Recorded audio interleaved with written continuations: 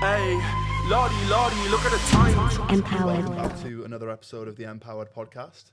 Joined today with my good friend, David Bretton, Dr. David. I'm going to let you tell us a little bit about what you do, and then we'll go from there. We'll dig into it. We're going to have a good chat. Cheers, buddy. So, yeah, my name's David Bretton. I am Dr. David to you then, mate. I'm a dentist, but yeah. But no, I'm a cosmetic dentist working in Newcastle and lecturing, basically focusing on cosmetic dentistry, primarily Invisalign, composite bonding, whitening, things like that. Known Alex in a while now, mate, haven't I? Yes. We trained together at Reebok CrossFit. Do you know what? I feel like we should rewind this. Yeah, okay, let's go back to the start. How I actually met you is you came for a consultation. Yes. You came for a consultation where I work, yeah. So I met you in a professional... I met you as Dr. David, is what I would say. And I've always looked at you as Dr. David since. And basically, I told Alex that his teeth were already perfect. And I said, mate, you don't need it. He said, I want 10... What was it, 10 veneers you wanted? Yeah. I wanted veneers, didn't I? And I basically just said, no. So, yeah. And from there, you just knew you could trust me, I guess. Yeah, that's it. I was so wrong. No, that's actually such an important bit that we can kick off with that level of kind of authenticity, which I think is one of the factors that when we've chatted and things like that, one of the factors that is difficult to put your finger on, but it's one of the reasons that I know contributes heavily to why you've been so successful in what you're doing. And it's obviously something it's difficult to train, just that authenticity of not, having that opportunity in front of you. You're in a professional environment, someone was there looking for a service, looking for a treatment that you offer, and you turning around and saying, no, I don't think you need that. It's just, they're the kind of intangibles that I think, people will look at you, other dentists will look at what you do, and they'll struggle to be able to put their finger exactly on why you do as well as you do, because on the surface, they've got the same qualification as you. They work in the same industry. Some of them might work in the industry for longer than you have, and don't have as much success as you have. And it's things like that I think are a real attribute that you have, which serves you well. I mean, I suppose, what I love about this, and obviously the whole point of the podcast, is that all these principles are applicable whatever industry you're in. I mean, that's the bottom line. So that's just about ethics, isn't it? It's about ethics. And I think, look, when you're, I'm 32, when you're 20s, 30s, you've got a long career ahead, whatever your business you're going to be in. And I think the problem with that is, particularly with word of mouth and things like that, is that one, you can either try and snatch and grab business and just take whatever business you can, or you can look at it as more of a long-term game. And I think if you do the right thing, and if you'd have insisted, like, David, no, look, I want this, I would probably have then started to take you through a path. And the beauty with cosmetic dentistry now is that the paths we take people through are digital planning. We can do so many things digitally first to show you how it's going to look, why it's going to look like that. But I think ultimately, as a professional, particularly in a role like a dentist, doctor, lawyer, you're in a kind of a privileged position, really, and to take advantage of people and just is a short-term game for me, and long-term it's going to cost you, I think. So I'd rather build trust, I'd rather build relationships, and particularly in, I work in Newcastle, particularly in somewhere like this, it's small town. Yes. And actually, with the internet now, you can work in central London, you can work in Dubai, it doesn't matter where you are, it's small town. Yeah, it's Like, the internet's made the world tiny. 100%. It squeezed it. And I've got a friend who did a case on a celebrity, this composite bonding case. The patient, couple of million, quite legitimately a celebrity, not one of these modern day celebrities. Yeah. Legit celebrity, and ended up this person she did the treatment on ended up in a dental clinic in Dubai with a guy who's does a lot of Hollywood. And basically, then this girl's work was all over the internet, effectively, because that became the before photo. So you've got to be so careful. So she'd messed up. Well, it wasn't that she'd messed up. It's that she'd done composite bonding, where the patient then wanted a porcelain outcome. Right. And composite might look fantastic initially, but then once it had deteriorated 5 years on, she'd Yeah. gone back to that same dentist. She might have had the same porcelain work done, but it just didn't look like that. Yeah. So you got to be very careful what you do. I think the world's very small now. I think what I like about the stuff that you put out and a lot of the stuff that you've preached since I've met you was looking at the teeth that people already have and doing the likes of the Invisalign stuff that you do where you just improve what they already have instead of just straight away, slapping on, you've seen all the people going to Turkey and stuff like that. Yeah. It's very much quick fix. You go there and you come back with like little stubs under your teeth and, perfect white teeth top and bottom. But you've obviously, when we've spoke in the past, pushed people more down the, in 10 years' time, you might want to have your own teeth in your mouth. Do you know what's just mad? And I think inflation's really highlighted this. But the problem is once you've got, right, you go to Turkey, wherever, Turkey right now, they're going to say, right, all right, $3,000 for 20 zirconia crowns, right? You've got all this dentistry in your mouth. You've spent $3,000. Problem is, once you've got that, you can't get rid of it. You can't just be like, oh, do you know what it is? I don't fancy this anymore. I want to go back to what I had before. So the problem is then you're stuck with that dentistry. Now, what happens one day? Turkey turn around and say, do you know what it is? Why are we charging so little? It's $10,000 now. What are you going to do? What are you going to do? Yeah. Like, where are you going to go? Yeah. You're limited, aren't you? You're stuck with those 20 crowns. Where are you going to go? And then, look, we're going to get it in the UK. In the UK, there's crises in NHS dentistry. Can't get NHS dentists. Even if you could get one, do you want one now? What's the quality of the service like? I don't know. The problem that you've got then is when the services get privatised and everyone's private, then suddenly all dentists could say, well, we charge this now. Right, okay, they can fix the price. You can take, like, if every dentist was like, well, this is how much it costs. Yeah. What can you do? So it's the same with that. So I think, look, I always say the same thing. I'm always like, the best dentistry you can have is no dentistry. The best, look, I'm a kind of a low, like how I try and live my personal life, quite a low maintenance style life. But that being said, I appreciate that. Look, I've had Invisalign. You've had Invisalign. Yeah. I've had tooth whitening. You have to, like there's certain things where I think I understand it and it makes sense to me to do that. So I understand that people want to look good. Well, it's enhancing what people already have, 100%, isn't it? 100%. It's for me, it's the equivalent of the gym versus liposuction. Yeah, 100%. What if in 5 years' time you need that procedure again? You haven't actually improved what you already had. Yeah. It's kind of a quick fix, isn't it? Because, like you said there, I mean, what is the shelf life of the crowns that you were talking about before? Well, it depends on the case, but the problem is as you've seen... Roughly, though, can you give me a... Well, we usually say 10 to 15 years. Okay, so 10 years. Let's go with 10 years. But let's say 10. Yeah. I see people who are 18 getting them. So let's say they're 18, 19 years old. I don't know what their teeth look like before, but I assume they're probably not terrible. No, because 100%. So 18, 28, 38, 48, 58. Is that 58 is when we're looking to get? Well, the other assumption there is that people think, right, I get crowns in 10 years. I get crowns now. Oh, I'll just redo them in 10 years. Oh, I'll just redo them in 10 years. Every time you drill that tooth, take the crown off, you're going to be left with less and less tooth. Right. So suddenly, a crown fails or needs to come off. Yeah. Whenever I'm taking an old crown off, I'll say to people, I don't know what I'm going to find under there. It might be that if it fails to bite into something, it just what we call decoronates. It basically just breaks at the gum level.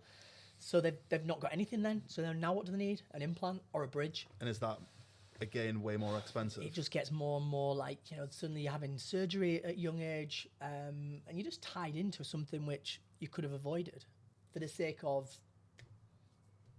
what? A year's worth of going through. 100%. I mean, we talk like Invisalign now. I mean, I do cases, even sometimes I say to someone, look, if you do 4 months of Invisalign, do you know what I mean? If you do you don't even have to get perfect straightness, but if you get them just straight enough, we can then do composite bonding or whatever it is that's going to be less invasive than drilling teeth. And I always have people ask me if I've had veneers, and then when I say that they're my teeth, that's like so much better.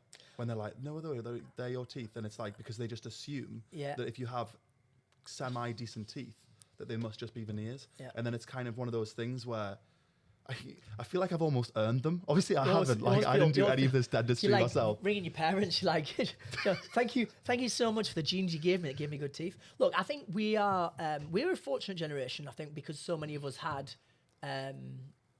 I mean, I had NHS braces when I was. Yeah, same. So when I had to cry. Invisalign- I had to cry to get them. I had to. My mum took me in and she made me cry. But, She said that I had to cry, otherwise they wouldn't give me them. Did you know that? Did you do that? Well, I'm pretty sure now that you can just drop like that you're being bullied, or there's like certain mental health things that you can pull to get things now. Yeah. See, I was the front runner in that. Yeah, I was you led it. You led that. I led that campaign. Well, Yeah. mate, you've created something. I'm very So proud. yeah, but we're lucky because we had that sort of dentistry done. And do you know what's crazy? So right now I'm doing a lot of lecturing in America. When I go to America, Wow. what you see in America is America's health service. Like there's a bigger divide between rich and poor. Yes. You're either homeless with no teeth, Yes. or you've got perfect teeth. Yeah. And do you know what's mad?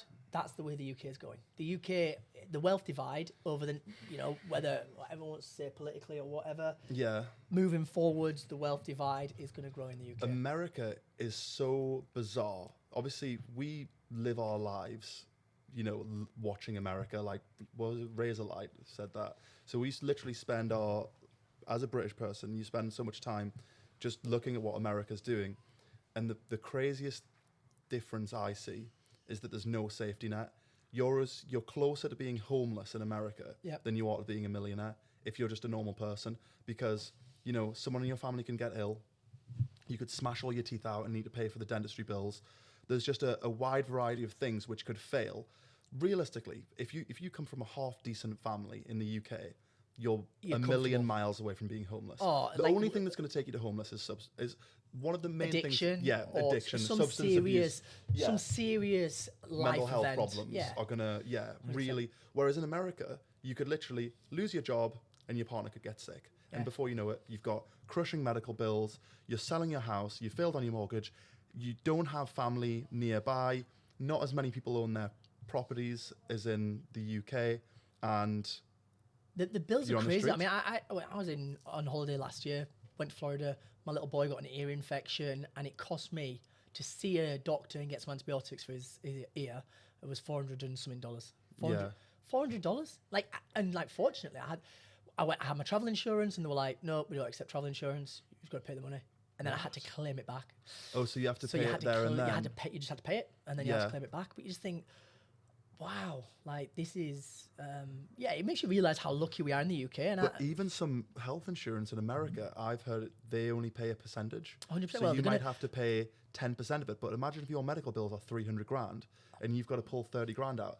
Imagine being ill, how hard that is to be like seriously ill. Now imagine feeling like you're also a financial burden to your family. Yeah, 100%. And that's the big thing, isn't it? When you get ill, it's not about, I always think this is, look, most people who listen to the podcast like this are probably self-employed or have an ambition to be that's the sort of Yeah. person. The biggest problem there is, and it just swings back around, right? Do you have income protection? Do you protect yourself against these things? How many of us do? Yeah. Nah, I'm 30. David, I'm 30. Why would I have income protection? I'm fit and I'm healthy. Yeah. But then, like you say, when you're ill, it's not just that you're going to be big medical bills or, whatever. You're now, and that's where we're going to have to go in the UK. Because if you look at NHS waiting lists for anything now, it's obscene. Unless you're like close to like death, you know what I mean? It's getting Which was- bad. It's getting bad. It's getting to the point where you can see privatization on the horizon because nurses are quitting. They're under obscene amounts of stress. Doctors are striking just a couple of days ago.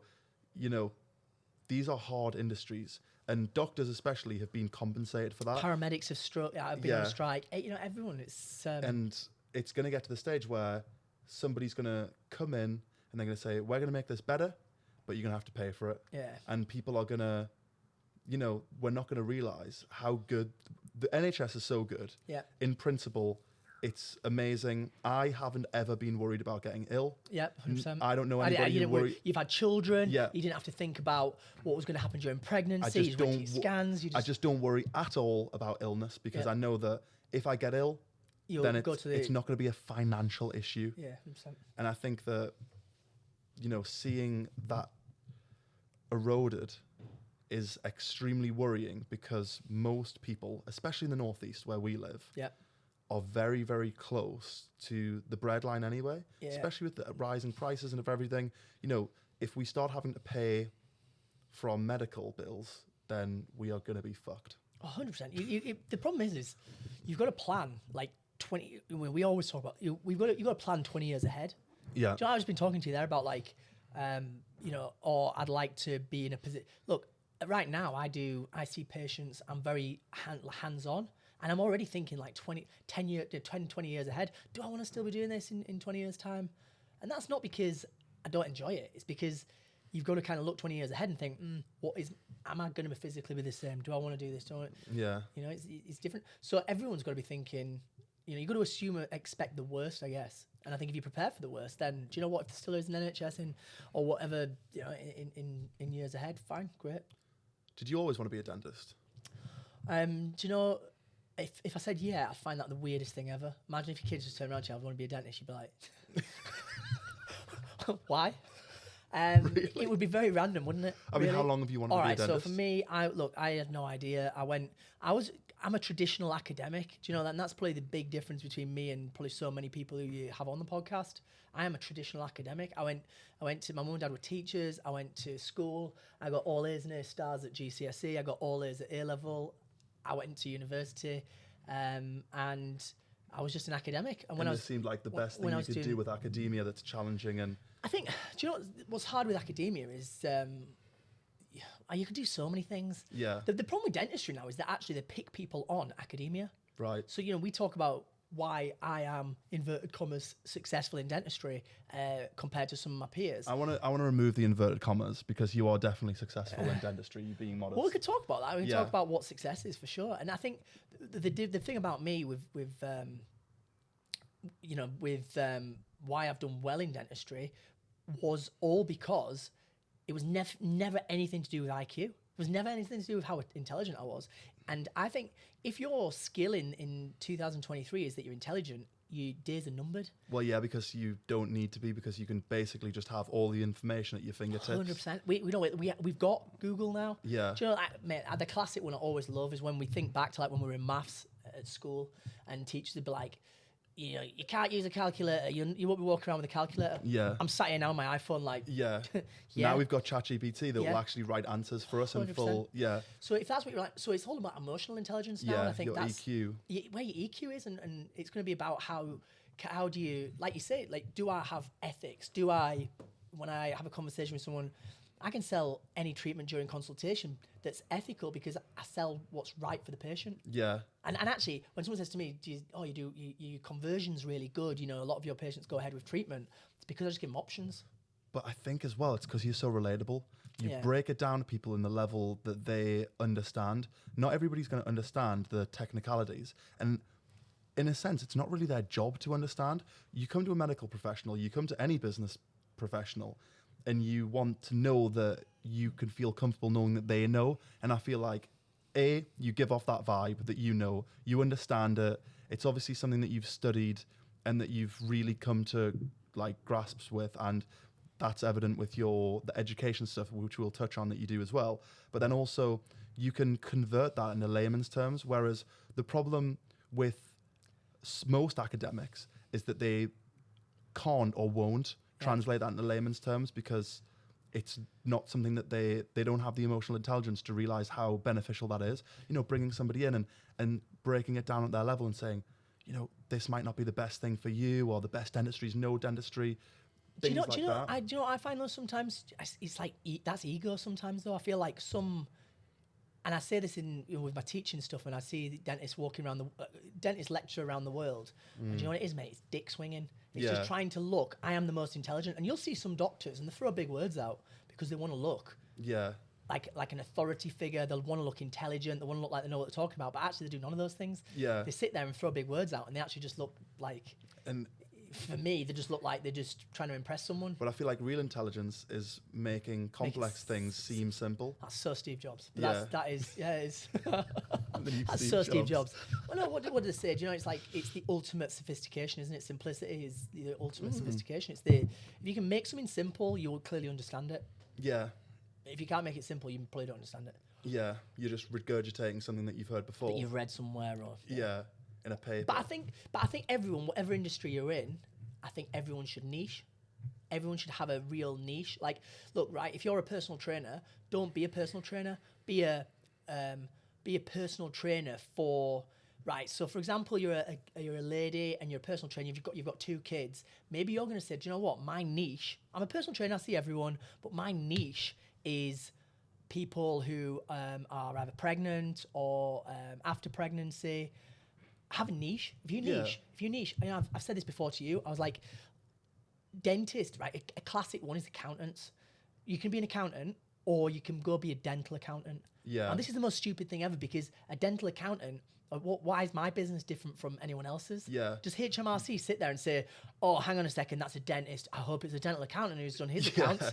No. Well, it's the principle of understanding that the underpinning knowledge is the same, but that you're applying it on a regular basis to a certain industry or to a certain type of client, which then gives you authority 100%. and that increases the perceived value, Perceived definitely value. the perceived value, because then they think, well, this guy is the expert in that, because, you know, if I want Invisalign, am I going to go with the person who does 1,000 a year, or am I going to do the person who sometimes does it in between their NHS stuff? Yeah, 100%. And I'm probably going to go to the person who sees 1,000 people because I know that they've seen it all, and they might not necessarily be a better dentist, but it's that perceived value that they've niched down and they've said, yeah, this is what I do. And I think that's when you can really start to, you know, carve out your own market rather than be dictated to by the market value. I read a really good book by Daniel Priestley, and he's one of my favorite authors. And he has a great book where he basically talks about how you can have your own market within the market, and you're not, you know, limited to the market value. So, for example, you know, Louis Vuitton handbags, you can get a handbag that does the same job, is made out of practically the same things, and costs 200 times less. Yeah. But the person who's trying to sell that is literally trying their hardest to try and flog them. Whereas there's a queue to get into Louis Vuitton, 1 in, 1 out. You have to go through a door, which then closes behind you. And it's just it's their own market within that. And it's, you know, it could be exclusivity. It could be specificity. So saying that I only do these. And I think that's I think so there's important. also that interesting point of, it's right. So it's like, if whatever business you're in, what your price points are, like, all right, how much we're going to charge. And whenever you sit down and do that, like, do you know, right, okay, again, I'll go say you're a personal trainer because it's something that probably a lot of people get. Yeah. Do you know what it is? Like, you're suddenly like, do you know what it is? Everyone's charging £30 an hour. I'm going to charge £50 an hour. Yeah. And you know what that perceived value is for someone who doesn't know can just look from the outside and be like, he's expensive, he must be the best. And also it allows you to be the best, because there's a paradox of the £20 an hour personal trainer. Yeah. And, you know, £20 an hour for personal training is generally considered as, you know, on the cheaper end, even in Newcastle, but if you were in London, it definitely would be. Now, if you charge £20 an hour as a personal trainer, and it's an easy one to get your head around because it's, you know, you go hour by hour, the chances are to make £300 a day, you're going to have to work 10 hours. Yeah. You're probably not going to have any breaks. You're probably going to be back to back. You're probably not going to do any planning. You're probably going to run behind a little bit. You're going to be drained because by the 6th person, you're sick of talking. By the 7th person, you're knackered. And by the 9th person, you're barely even there. Yeah. You're just a vessel. Yeah, 100%. And as a result, because you've agreed to do that, you start becoming worth £20 an hour because your service decreases. Now flip that on its head. You start charging £50 an hour. Okay, you now only see, you know, 6 people in the same time that the other person's seeing 10. You've got gaps in between. You're more well rested. You're giving yourself 15 minutes before and after.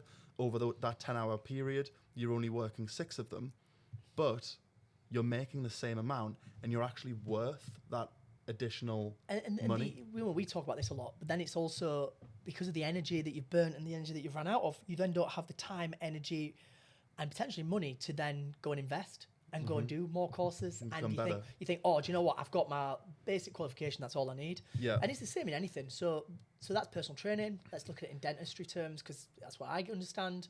Dentistry terms, when you qualify as a dentist, you go into a year where you just basically, it's like not junior doctor. It's like you basically have a year where you just start doing NHS dentistry. Yeah. And you get paid a salary. So did you start in the NHS when you left? 100%, yeah. So most dentists will.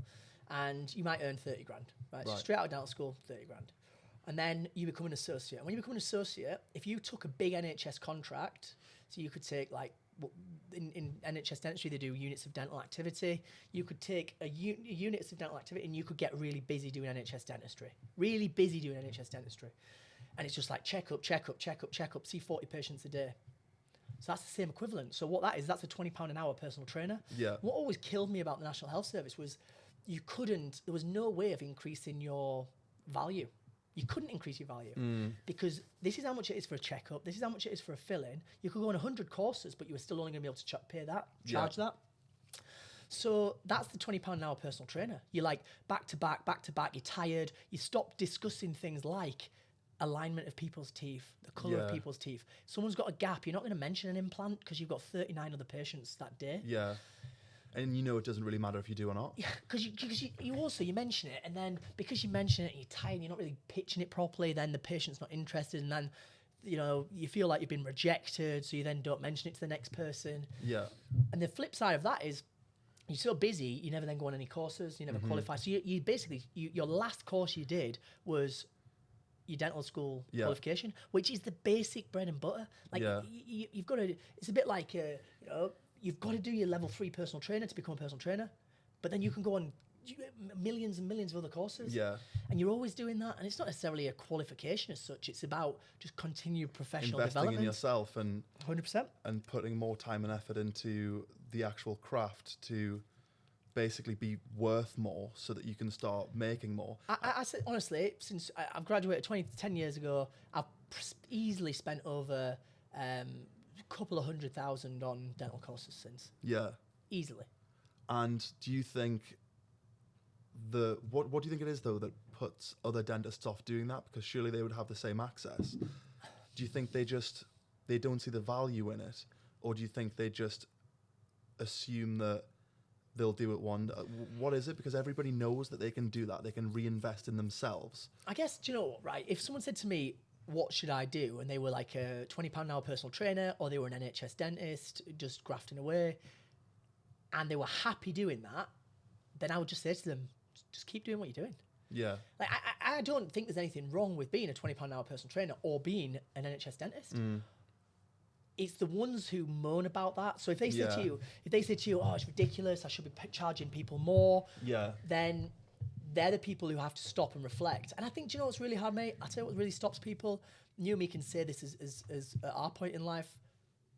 Once you have kids, once you get mortgages, hey, look, I know dentists who've got 2 kids in private school, a couple of thousand a month on the mortgage, then they're paying £500, let's say, for a car a month.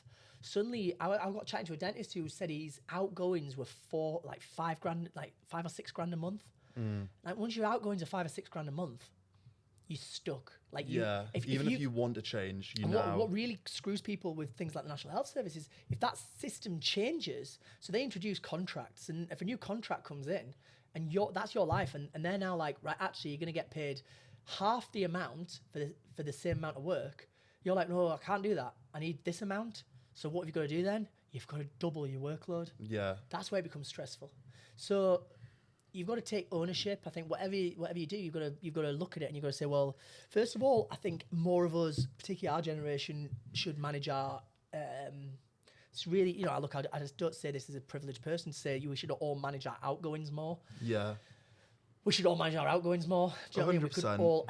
Mate, I only have to look at how much I spend going out eating. Do you know what I mean? Oh, mate.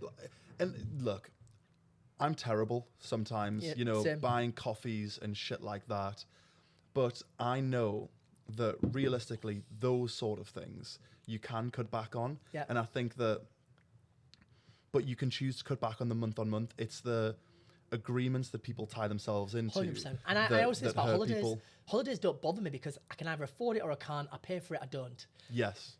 Once it's paid, You haven't made fine. a commitment. You haven't got a fucking timeshare. I'm not. Do people still get timeshares? I don't know. I'm sure you probably still can. I just don't know why you would. No, but that is exactly it. It's if you tie yourself in. I think they're the killers, aren't they? They're the killers for people are things that are regular outgoings. And then you've got your hands tied and you're stuck doing something shit that you don't like because you've dulled your senses by spending money on outgoings to make it bearable doing the thing that you don't like, and then and that's the cycle. That's the cycle you're stuck in. If you go to work and if you don't enjoy what you do, then you get home, you're tired, you haven't prepared some food, you haven't got anything out of the freezer. Yeah. Do you know what I mean? Yeah. And you're like, do you know what it is? I'm going to order a takeaway. Yeah. And you spend the money on the takeaway, you eat shit basically. Yeah. So you're nutritionally not driven. So then the next day it's just a vicious cycle. Yeah. And it's a really hard one. And I think it's why, particularly if you are early 20s or younger, Yeah. wow, what a great time. Do you know, look, I speak to so many young people who are like, oh yeah, I live at home, can't wait to move out. I'm like, whoa. Yeah. Whoa. Simmer down. Freeze. Yeah, you live at home. Best time to now start, you know. And you know, so many Testing podcast things. people, you know, have talked about this. Yeah. Someone like Joe Rogan talks about, you know, he talks about when he was 20 trying to make it on the comedy circuit, you wouldn't be able to do that graft and grind if you've got All those bills to you're pay. a taxpayer, Yeah. you've got mortgage, you've got kids in education. Yeah. I think as well, a lot of people, young people especially, and the sort of generation that we're in, everybody's looking to do things to make money, put their money to work for them and all that stuff. And you see a lot of people giving advice, financial advice on making your money work for you and drop shipping and all these sort of things. Yeah. Forex. Figure out how to make money. Yeah. So that even if you lost everything today, you could start making money tomorrow. Yeah. And I think that is the key, isn't it? We were speaking a little bit about it before, but figure out a way to make twice as much per day. I Doing think- what you're doing now. I totally agree with the making. I think, look, there's obviously active income and passive income, and I think one thing the worst thing for me, and I can put my hands up and say this, and I've got friends who have really got into, for example, property or very passive income streams. The biggest problem for me as a high grossing dentist is that is all active. I have to work to make that money. Now, look, I'm 30, so does that mean I haven't been putting money into passive things? I have, but I've also been spending a hell of a lot increasing my active. Yeah, but you're income. increasing the money that making potential that you have. A lot of people will rush to put the £2,000 that they have to their name into an account that's going to make them 9% per year. I understand compound interest. I understand how all of that works, obviously. If you can spend that £2,000 making it so instead of making £10 an hour, you're making £30 an hour. Yeah. In a month of working, you know, I think it's diversification, 100 isn't it? hours. Like anyone who said, like, so in dentistry now, I've got, look, it's not diverse because it's all within dentistry, but even within dentistry, I've got 5 income streams. But you've got the education stuff, you've got going out to So places. I go and lecture. Yeah. I have online stuff. I have, I've got oral B stuff. I've got about, like I said, about 5 income streams in dentistry now. Yeah. Plus, I do have stocks and shares. Plus, you know, so you have to. But like I said to you, I agree. I think if you put all your money into that, then But I you think the figured biggest out a problem with way that of capitalizing on the skills that you have and making more and carving a route out for yourself. 100%. And let's not forget, more on top of that is I love what I do. Yeah. And do you know what? If I hadn't have invested all that time, so I've got friends who are busy NHS dentists who then are just like, oh well, I don't know why you bothered, David. I put all my money into property, and I'm like, yeah, but do you know what? You hate dentistry and you hate going to work. Yeah. So like, who's winning? Like you might have 10 properties, but if you then still have to go to go do dentistry and you don't like it, my days are like, I see people like you. I see people who I like, my friends effectively. Yeah. I'm like, mate, my days, people work with me, like the nurses who work with me are like, David, your patients are just different from everyone else's patients. But that's because that's what you've carved out. People are coming to you because they're drawn to you. It's all by design. And I think that speaks to what we said at the very, very start about you being a genuine person, having good morals. I think obviously we haven't really spoke about it, but the work that you've done on social media and the you know, I think from the outside looking in, you have treated social media not as a secondary, but as a primary to being able to do what you do. You know, if it wasn't for social media, you know, how many of the inbound leads would you actually have coming in? I think what it is about social media is that, firstly, what people would always say to me was like, why do you not have, so people in dentistry would say to me, why do you not have a separate personal account and professional account? Mm-hmm.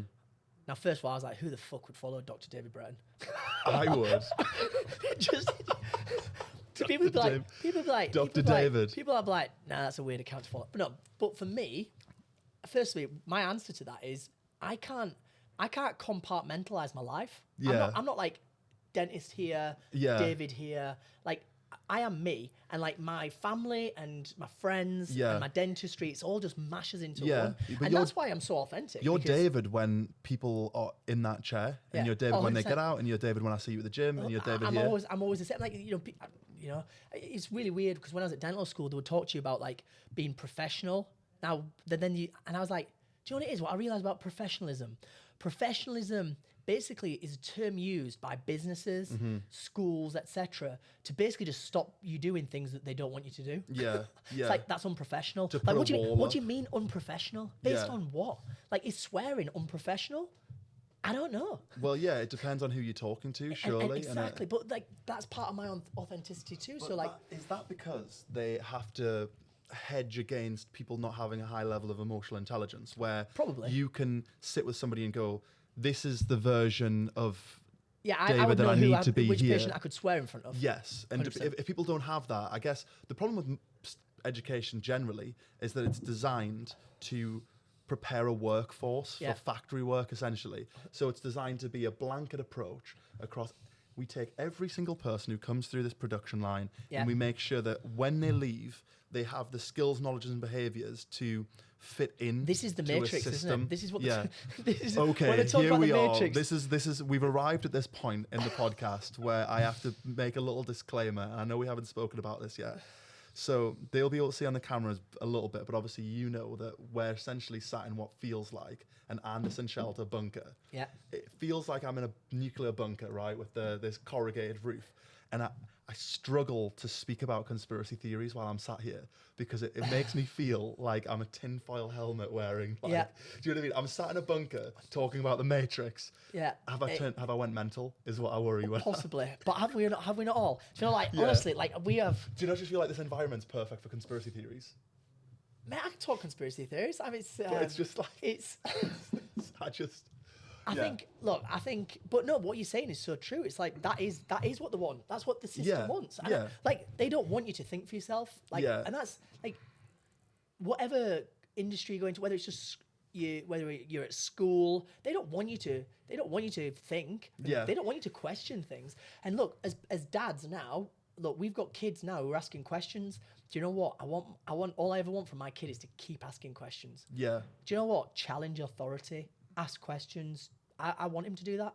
yeah, And do you know what? It might make him get into trouble at school or whatever it might be. yeah. But I don't think there's anything wrong with someone asking me a question. Well, I think previously authority figures were the gatekeepers of information, 100%. whereas now information's everywhere. Yeah. So they're not the gatekeepers of information. If anything, there's too much information. 100%. So now, the power is with the they consumer. can't really lie. The power is with the consumer now. I mean, 100%. we talk about in dentistry, we talk about it was an authoritarian style. So you went, and we still get it. It's really difficult. So if I see an older patient, like an 80-year-old patient, they come in, they're like, "What do I need?" And I'm like, well, what problems have you? Like I'm trying to talk to them. I'm like, well, what problems have you got? What concerns have you got? Nothing. What do I need? Like they want to be told you need a fill-in. Yeah. Our generation don't want to be told they need a fill-in. Our generation want to be like, let me have a look at the X-rays. Let me have a look at the photographs you took and the records you took. I've been following a dentist and thingy, or I spoke to somebody and they were telling me about X, Y, and Z. So I suppose what's really good. Modern dentists like myself, I would welcome that. If someone says to me, "Oh, I've had three other consultations," I'd be like, "Oh, great. How did they go? Tell me about them." Yeah. I'm not like, red flag, patients shopping around, because we're in a consumer world now. Yeah. So I totally agree. I think whatever industry you're in, like you say, now the consumers do know so much more. Yeah, you can't bullshit If people. someone says to me, I want to go get crowns in Turkey, I would never talk someone out of that. I would just want them to understand what the lifelong ramifications of that problems with that decision is. And because I'm in a fortunate position where I've got to then see a lot of people who've been and done that. Yeah. And I get to see the repercussions of it. So there's got to be a tipping point. There'll be people watching this who are might be in your industry, but they'll definitely be in a self-employed industry, and they might go, easy for you to say you're in a position where you can turn work away. Yeah. Now there's got to be a tipping point where you're at this position where you can afford to just be like, this isn't the right fit for you, blah, blah, blah. Was that after you left NHS dentistry, or was that just straight away? Do you know what's hard? Right, actually, when you leave NHS dentistry is the time where... So what's really hard is when I started in private practice, I was literally told, David, you've got no patients. You just need to start seeing patients. You're going to start seeing new patients, and you're going to have to build up your client base effectively. Mm-hmm. And that's like any industry. I mean, you come out and you don't have clients. Yeah. So it's like... So that is the most dangerous time for any industry you're in, because you know what? The slippery slope. Yeah. You are... At that point, and I was chatting to some of the other dentists about this, is that what happens is, especially in a cosmetic clinic, if there's a recession or whatever there is, then if you become quieter, it becomes riskier, because what happens is quieter means you suddenly take on cases where you shouldn't take them on. Yeah. And if you were busy, you wouldn't have taken them on. And you get into that, you start becoming worth. Exactly. So then now you're like, well, I've now let my standards slip. I've started doing dentistry that I wouldn't have done before, but I'm doing it because I need to pay the bills. Yeah. So yeah, absolutely. I am in a fortunate position now where I've come through that. And how I came through that, when we moved back to Newcastle, we moved in with my other half's parents. Right. So I moved from we always kept finances. So the key there is you've got to make sure that your outgoings aren't high. You kept your outgoings low. Exactly. So that you weren't. So my outgoings were low, so I was never compromised. How the worst decisions that you make are when you're in a financial pickle. 100%. Like you make terrible decisions when your back's up against the wall financially.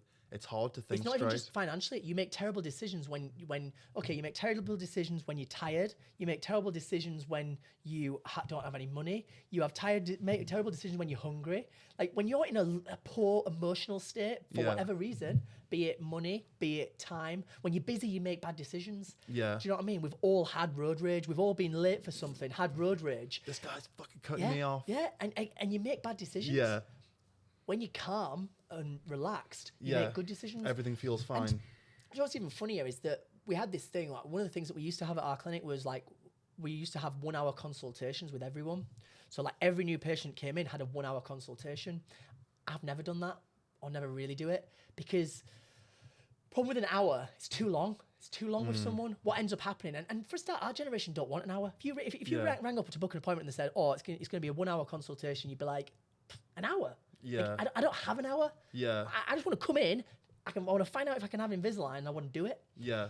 So I never had an hour consultation. So it's just about how you plan things. But what I noticed was dentists would, or whatever profession you're in, if you had an hour, you felt like you were giving them the ultimate consultation. You were doing photographs. You were doing this, doing that, doing that. And actually what you ended up doing, you ended up like talking people into business and back out of it. Yeah, yeah. Because you had like too long with them. You had too long, you were just kind of going around in circles. It almost comes across desperate. It's like if you're like, you're busy, people can like smell that you're busy. Yeah. And there's almost an attractiveness to that. Yeah. Like this guy, he's busy, he's direct, he knows that he's told me straight away, very quickly, yes, this is what I think is good for you. This is how much it's going to cost. This is how long it's going to take. This is what's going to be involved. These are your next steps. Yeah. And you're like, wow, there's an element of that you're like, whoa, yeah. He's direct. He knows what he's talking about. Yeah. There's a risk, I think, when you've got too long with someone. You're like, oh, let me show you this case as well, and let me show you this, and you're like, God, this guy really needs the business. You've got a lot of time on your hands. This guy really needs the business. Yeah. Like maybe he's not right for me. Yeah. So I think there's something to be said for that. And there's again, a lot of psychology involved, and I think that's something that people will overlook. Definitely. And what's worse about that is you can't fake that. So someone can't listen to this and be like, oh yeah, I'm going to look really busy, because do you know what? You'll end up just looking rude. Yeah. But there's something, if you are genuinely busy, I can turn work away because it's not right for someone, because I know that I've also got another X number of clients who it might be right for. Yeah. And I'll sleep better at night then as well. Do you know what I mean? Yeah. You do it right. So what if you were like coming into this industry now? You've just done your 2 years at the NHS. What advice would you give to somebody who's just fresh into the industry? Obviously, we'll talk about dentistry, but I think it'll be applicable across. All right. Whatever industry you come out of, if you've just done your qualification or just done your training, all I would say is, number one, I would keep any expenses low. Yeah. Personal expenses low. And this is the mistake people make. They're like, yeah, David said I need to keep my expenses low, so therefore I can't go on that course because I can't go see Tony Robbins in Birmingham because it's going to be $4,000. Do you know what I mean? And it's like, no. Like, that's an investment. Keep your personal expenses low. Keep, eat out less. Try and live at home. Try and not have a stupid phone contract and a fancy car. I knew a lot of dentists who, as soon as we qualified, they went and bought a £400 or £500 a month car. I bought my car off cash 7 years ago. Yeah.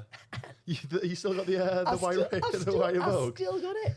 I've still got Nice. it. And but it's, mate, I bought that 27 grand 7 years ago. That's good though. You're not looking at it going, fucking hell, that car costs me a fortune. I hate it. Do you know it what? gets you from A to B. We laugh about it. And it's nice. It's not. We laugh about it because it's a hairdresser car, man. Let's just be honest, right? But do you know what's really funny about it is I feel for reference point, it's a white Range Rover Vogue. do you know what's really funny, right? Is the fact Please don't judge him. The fact that someone says to me, David, I need you to be in London, and so I was at Heathrow 2 weeks ago, and I'm like, there's not a bit of me that's thinking about my car mileage or anything stupid like that. Yeah.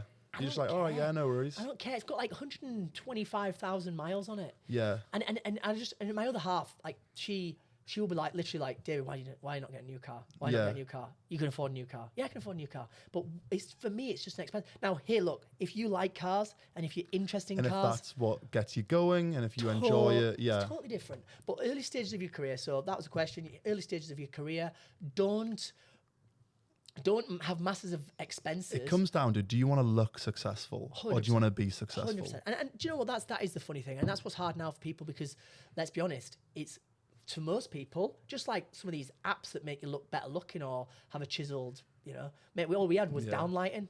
Yeah, the Hollister downlighting. Do you remember that? The Hollister changing rooms. But that's exactly what it's about now. So people are more, I think there's too many people now are obsessed with trying to look successful. Hey, I think there are people who would rather look successful. 100%. There are people who actually, if you ask them that question and their genuine answer is, I'd rather be perceived as successful. Well, do you know what? It's Tim Ferriss that talks about this in the 4 Hour Work Week. He talks about people don't want to be millionaires. People want a millionaire lifestyle. Oh. And that is a totally different thing. Yeah. Do you want to be, except you flip and compare that to, there's a book called The Millionaire Next Door. And basically they were looking at millionaires in America. Yeah. And the millionaires in America lived in semi-detached houses. Yeah. They had 10-year-old cars. Yeah. And they were millionaires. Now, what would I rather be? For me, money is more about security. It's somewhere in the middle, isn't it? Look, I think so. I don't really like. I've met people who have a lot of money, and they're stingy. Yeah, I know. exactly. I know a guy who's got upwards of 400 properties. Yeah. And he sneaks onto ski resorts. Yeah. He gets a kick out of that. It's what for your ski pass? £80 for the day. This guy's extremely rich, and taking the piss like that, and not replacing things, and being stingy. I think like you said, there's a fine line, but I definitely think, and that's the hardest bit, that there's a fine line. And so at what point? So the next question is, someone says, well, okay, so when I first get my qualification, I live at home for a bit, and look, I know people who are mid-30s still living at home, and I'm like, for me, there should be a point where you're like, right, I need to, yeah. But then look, that's not even the right. Everyone's different, and everyone has their own opinion on it. Yeah. If they're happy there, I wouldn't be. For me, I like to be. Yeah, independent. there has to be a sense of self-worth where you feel like you're progressing, and also for your parents' sake, man. Do you know what I mean? Just living at home was not really fair on my parents, I don't think. Yeah. But no, I think so. The hard thing is at what point do you transition from spending all your money on your investments and your self-investments and your personal development? At what point do I start enjoying that money and enjoying the hard work? Definitely. And that's hard. So the education stuff then, you do some lecturing as well. How did you get into that, and is that something that you've enjoyed doing? Well, do you know what was really funny is when I did my foundational training, my first year out of dental school, what was really funny about that was after that, I got asked the following year to go back and talk to 12 people for free, right? Okay. Now, what was really funny, and I don't really talk about this ever, but when I was in final year at dental school, I struggled with public speaking. Right. No one would even believe it. They're like like I actually used to get short of breath. I actually, to the point of when I was coming to my finals at dental school, so I had to do oral examinations. I actually went into my GP and I got some propranolol to calm my sympathetic nervous system, basically. Right. So when I went to talk, I'd have, like an hour before, I'd have a propranolol, and it would just stop my heart rate going and things like that. Propranolol. Propranolol. That sounds like a hard word to say. Propranolol. It's a beta blocker. So it's a beta blocker. Propranolol. It's a beta blocker. So you take it, and it calms basically your nerves. It basically means. So what I was finding is if I was going up to publicly speak or something like that, I would be like, my heart would start racing and all. These things. Yeah, exactly. I feel like that's. I feel like that is probably a common response. Definitely. Yeah. So people who say to me, well, how do I get better at public speaking? I would be like, number one, you've got to do it. Yeah. Right. So if my first thing was like, right, I'm going to go talk to 12 people, I'm just going to go do it. Yeah. And I did it, and then I did it the following year for a similar sort of thing. And then it was like, oh, David, can you come and speak to 102 people and you'll be paid £900 for it? And I was like, but you had to do the free stuff to then be getting paid well to then go and do a That's talk. been a theme through these, is the doing things for free. And one of my favorite quotes is that someone who does more than they're paid for will eventually be paid for more than they do. And every single person who I have come in, and they have a similar story about doing things for free, going above and beyond, and then eventually inbound opportunities come. And I think that there's in this kind of current climate that we're in, there's such a detachment from, people put a lot of value on their time, and I get that. Yeah. But when you're starting out, time's your biggest asset. Yeah. 100%. And even if you're busy, you can still make time, and you can make time to do things for free. And I promise anybody who's listening, if you put yourself out there, obviously don't let people take the piss out of you. Yeah. But that's not a situation like you've been asked to come in and talk. Yeah. It's giving you a stamp of authority. That's not people taking the piss out of you. But it just pays you dividends. Yeah, that guy. He came for free. Get David again. A little nervous. He was in the back panting. Get the guy with the propranolol. He does it for free. Get scary pants. Anyway, what's really funny about that was I don't take propranolol anymore. What was really funny about it? What was really funny about it was, and can you just prescribe that to yourself? This is no, you go to see GP, but it's quite very easy to get. But what was crazy about it, this was a Tony Robbins thing actually. I remember reading it, and basically, what feeling did I get when I was going out to do public speaking? My heart would start racing. I would get a bit of a dry mouth. I'd feel like it was all the adrenaline effects. Yeah. And you know what's funny? So last year I was speaking in Las Vegas. So I was lecturing in Las Vegas, Miami. I've done Los Angeles this year. So I'm getting to go to all these amazing places. And you could be quite intimidated to go and lecture and talk to a group of cosmetic dentists in Los Angeles. Yes. But what's really funny is that I still get all the same feelings before I go talk. Yeah. But you know what I realized? And this is the craziest bit. It's called reframing. I used to see it as nerves, and I used to see it as being anxious, and I reframed it, and I realized, you know what? I was fucking excited. Yeah, that's exactly what I was thinking. I'm buzzed, man. They're synonymous, aren't they? Almost. It's like same. Excitement and nervousness. It's the same, the same responses, but it's just the. So how do you feel it in your head? So now when I get my heart starts racing, I'm like, it's go time. Let's go. It's go time. It's time for me to go and talk and do my thing. Am I anxious, and can that be a positive anxiousness? And do you know what I mean? Is that something that I feel? I'm raring to go. I'm super excited, and so that's where I am at now. So like anyone who does feel like, oh, I'm not very good at public speaking, all I would say was like, I'd go do it. Yeah. I'd go do it as much as you can. Talk as much as you can. If you get a chance to go on a podcast, go on a podcast. Yeah. Talk. If you get a chance to do anything where you're getting up and talking to groups or things, do it. Because actually, and you know, Warren Buffett says, like, what is he, like third richest man in the world? Changes obviously all the time. But Warren Buffett says, and this is the guy who invested early in Apple, Facebook, all these great companies, Coca-Cola. Yeah. And he says the best course he ever did was a public speaking course. Dale Carnegie public speaking course. And you're like, this is a guy who's investing in all these businesses. He's saying the best investment he ever made was in a public speaking course. And in himself. But that's the best investment the guy's made is in himself, because it's gave him the tools to 100%. Put himself into those good positions and come across well. I think we're we've gone over a lot there, and I think there'll be a lot of things for people to digest there. Do you know what, there's more. I feel like when you ask me to come on, you kind of sometimes think, well, what can I offer? But like when you and me get talking, and this was like what we're like first thing in the morning, like 6:30 at CrossFit gym, just like talking shit to each other. But actually, so many little things. I'd leave the gym, just having conversations with you reinvigorates me. And one of the reasons I really wanted to do the podcast, though, is because I feel almost selfish having a lot of these conversations that I have with people like yourself and people who are making, waves in the industry that they're in, and you can get so much value out of them. Yeah. I mean, you're from Wakefield? Yeah. Yeah. I'm from, the northeast of England. These places aren't, they're not typically, we're not from the centre of London. We're not. I think what you get. I mean, we're not special people. No. And that's what's so that's what's so exciting about it. I remember at dental school, someone said to me, like, everyone seemed to have dentists in the family or something. Oh, he must have some special connections. Yeah. And you know what?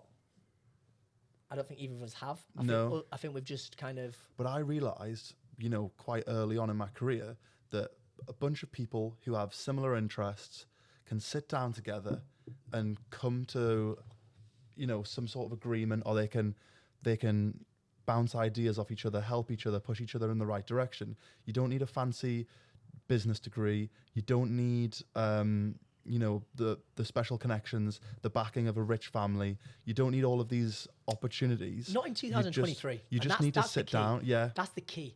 Whatever anyone says about our generation, how unfortunate we are, and house prices and interest rates and all these other things. There's never been a better time. There's never been a better time to be working class. There's never been a better time. We're so connected now. Yeah. We're so connected because we're all connected via the internet. But it's just about recognizing that and having conversations and seeing if people can help each other. I mean, through us knowing each other, at some point it will benefit us in either our relationships, our personal relationships, or our business. Something will click definitely, because we're always moving in different circles and doing things. And I think that having conversations with people and knowing that, you can just sit down with like-minded people and hypothesize something and go from there, it's empowering, I believe. I agree. So thank you for having me. No, honestly, thank you so much for coming in. I really appreciate it. And I think that it's interesting to get someone who is an academic on, because, I work in education. I have got a lot of time for education, and I think that it's interesting to see that you can go through those traditional channels like you did, and then get to the end point where people would stop and go, right, I'm here now. School, sixth form, uni, doctor, dentist, got the job, nailed it. Done. No. Yeah. 100%. Just began. Yeah, exactly. That whole thing was 100%. to get me here. And now I go emotional intelligence, building relationships. What else can I do? How can I make money? Where can I invest it? Where can I make relationships? And that's where everything, doesn't matter what industry you're in, that's why it's all the same. Yeah. Because the skills, do you know what? The entry requirements are different. Mm-hmm. But once you've got the baseline to do whatever you want to do. People make you rich. People are people as well. And I've learned that from I've been in America, and people are people. Yeah. Even weird Americans. People are people. We all, we're all the same. Yeah. Awesome, man. Thank you so much again. Cheers, man. Appreciate it. Till next time. Cheers, mate. Right, guys. We're wrapping up. See you next time.